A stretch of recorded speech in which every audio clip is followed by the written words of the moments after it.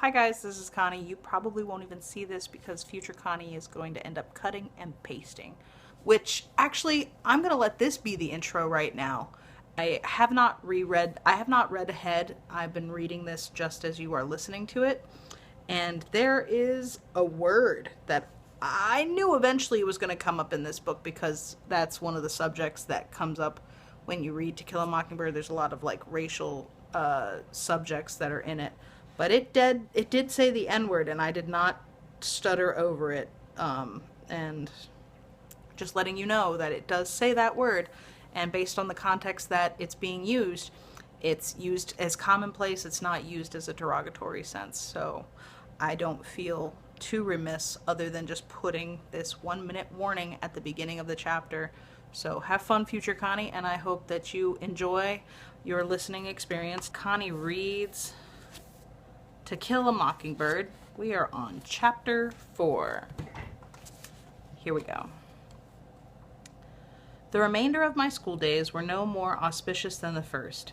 Indeed, they were an endless project that slowly evolved into a unit, in which miles of construction paper and wax crayon were expended by the state of Alabama in its well-meaning but fruitless efforts to teach me group dynamics. What Jem called the Dewey Decimal System was school-wide by the end of my first year, so I had no chance to compare it with other teaching techniques. I could only look around me. Atticus and my uncle, who went to school at home, knew everything, at least. What one didn't know, the other did. Furthermore, I couldn't help noticing that my father had served for years in the state legislature, elected each time without opposition, innocent of the adjustments my teachers thought essential to my development, or to the development of good citizenship. Jem, educated on a half-decibel, half-dunce cap basis, seemed to function effectively alone or in a group, but Jem was a poor example. No tutorial system devised by man could have stopped him from getting at books. As for me, I knew nothing except what I gathered from Time magazine and reading everything I could lay my hands on at home. But as I inched sluggishly along the treadmill of the Macomb County school system, I could not help receiving the impression that I was being cheated out of something, out of what I knew not. Yet I did not believe that 12 years of unrelieved boredom was exactly what the state had in mind for me. As the year passed, released from school 30 minutes before Jem, who had to stay until 3 o'clock, I ran by the Radley place as fast as I could, not stopping until I reached the safety of our front porch. One afternoon, as I raced by, something caught my eye, and caught it in such a way that I took a deep breath, a long look around, and went back. 2 live oaks stood at the edge of the Radley lot. Their roots reached out into the side road and made it bumpy. Something about one of the trees attracted my attention. Some tinfoil was sticking in a knothole just above my eye level, winking at me in the afternoon sun. I stood on tiptoe, hastily looked around once more, reached into the hole, and withdrew 2 pieces of chewing gum, minus their outer wrappers. My first impulse was to get it into my mouth as quickly as possible, but I remembered where I was. I ran home, and on our front porch, I examined my loot. The gum looked fresh. I sniffed it, and it smelled all right. I licked it and waited for a while. When I did not die, I crammed it into my mouth. Wrigley's Double Mint. When Jem came home, he asked me where I got such a wad. I told him I found it. "Don't eat things you find, Scout." "This wasn't on the ground. It was in a tree," Jem growled. "Well, it was," I said. "It was sticking in that tree yonder, the one come from school." "Spit it out right now." I spat it out. The tang was fading anyway. "I've been chewing it all afternoon, and I ain't dead yet, not even sick." Jem stamped his foot. "Don't you know you're not supposed to even touch the trees over there? You'll get killed if you do." "You touched the house once. That was different. You go gargle right now, you hear me?" "I ain't neither. It'll take the taste out of my mouth. You don't, and I'll tell Calpurnia on you." Rather than risk a tangle with Calpurnia, I did as Jem told me. For some reason, my first year of school had wrought a great change in our relationship. Calpurnia's tyranny, unfairness, and meddling in my business had faded to gentle grumblings of general disapproval. On my part, I went to much trouble sometimes not to provoke her. Summer was on the way. Jem and I awaited with impatience. Summer was our best season. It was sleeping on the back screened porch in cots or trying to sleep in the treehouse. Summer was everything good to eat. It was 1,000 colors in a parched landscape. But most of all, summer was Dill. The authorities released us early the last day of school, and Jem and I walked home together. "Reckon old Dill will be coming home tomorrow," I said. "Probably day after," said Jem. "Mississippi turns them loose a day later." As we came to the live oaks at the Radley place, I raised my finger to point for the 100th time to the knothole where I had found the chewing gum, trying to make Jem believe I had found it there, and found myself pointing at another piece of tinfoil. "I see it, Scout! I see it!" Jem looked around, reached up, and gingerly pocketed a tiny, shiny package. We ran home, and on the front porch, we looked at a small box patchwork with bits of tinfoil collected from chewing gum wrappers. It was the kind of box wedding rings came in, purple, velvet with a minute catch.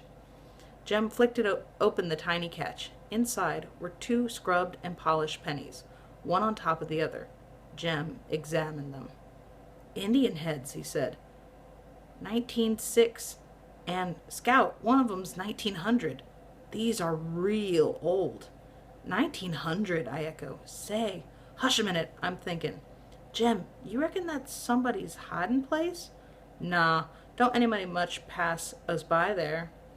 Unless it's some grown person's. Grown folks don't have hiding places. You reckon we ought to keep 'em, Jem?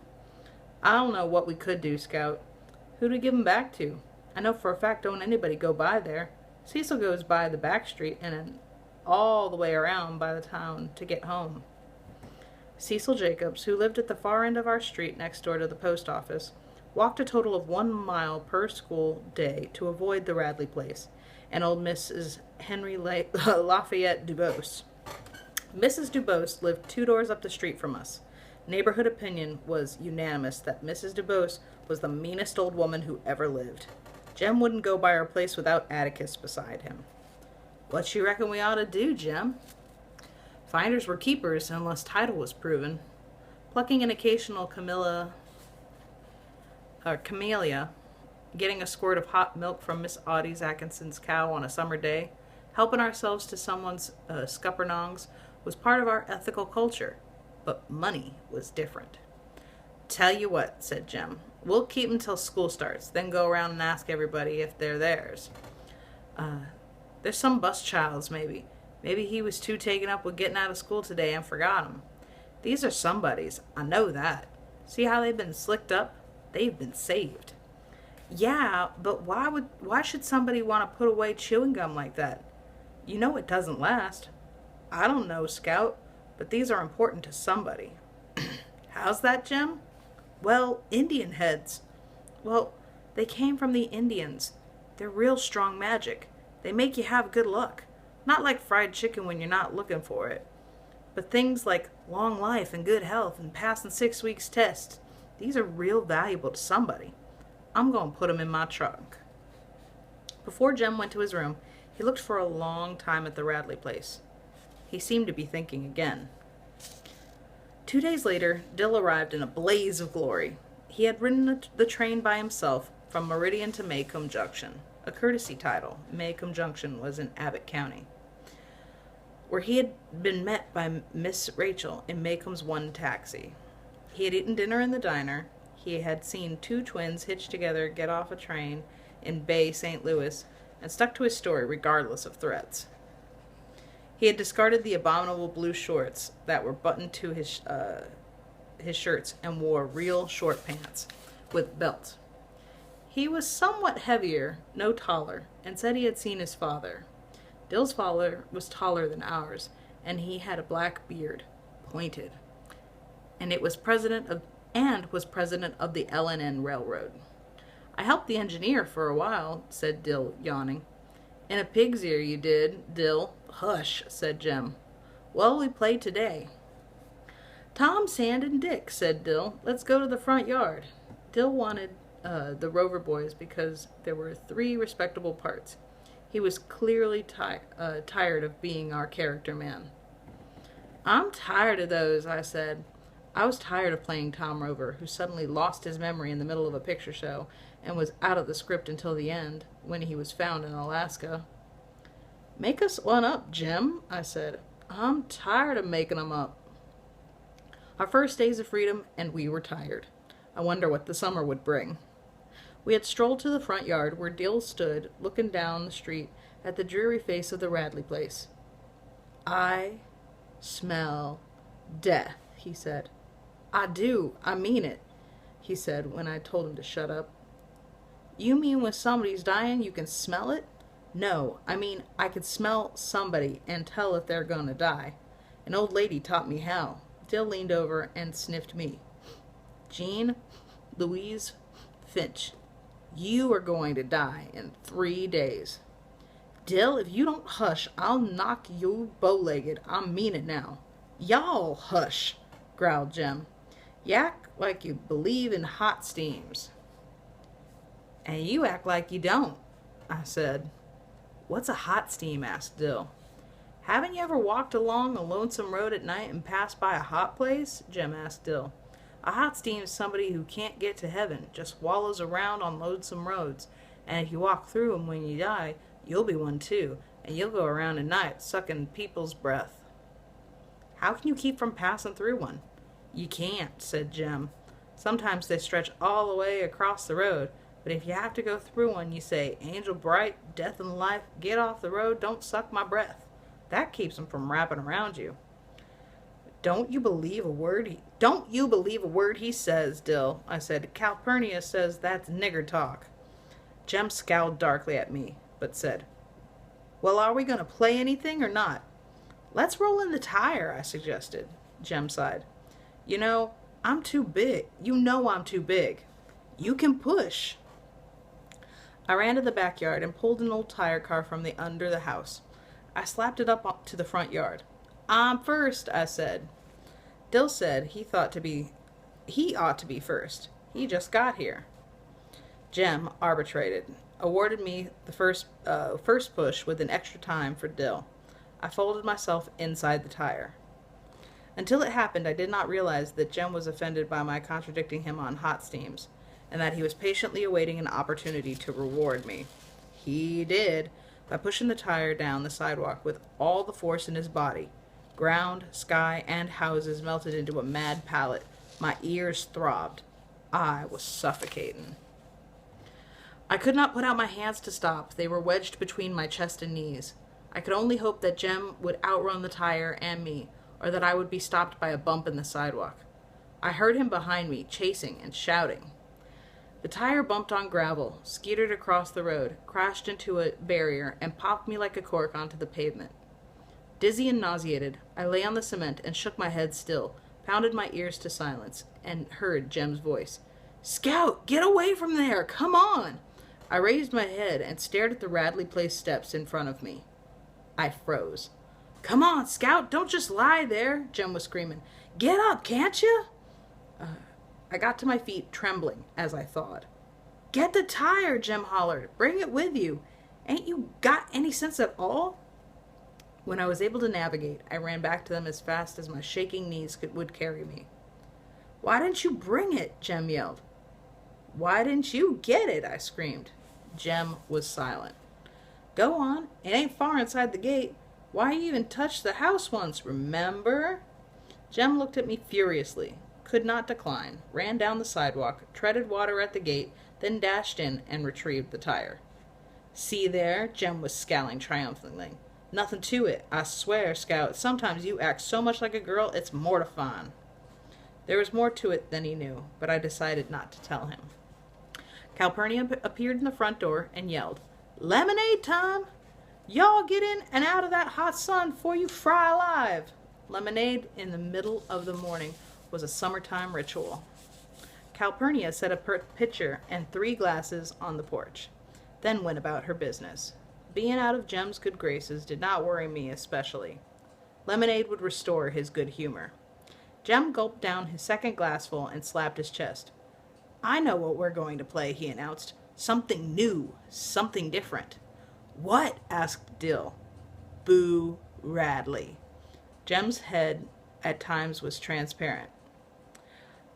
He had thought that up. He had thought that up to make me understand he wasn't afraid of Radley's in any shape or form, to contrast his own fearless heroism with my cowardice. Boo Radley?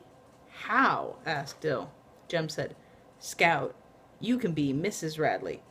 I declare if I will, I don't think. Smatter, said Dill, still scared.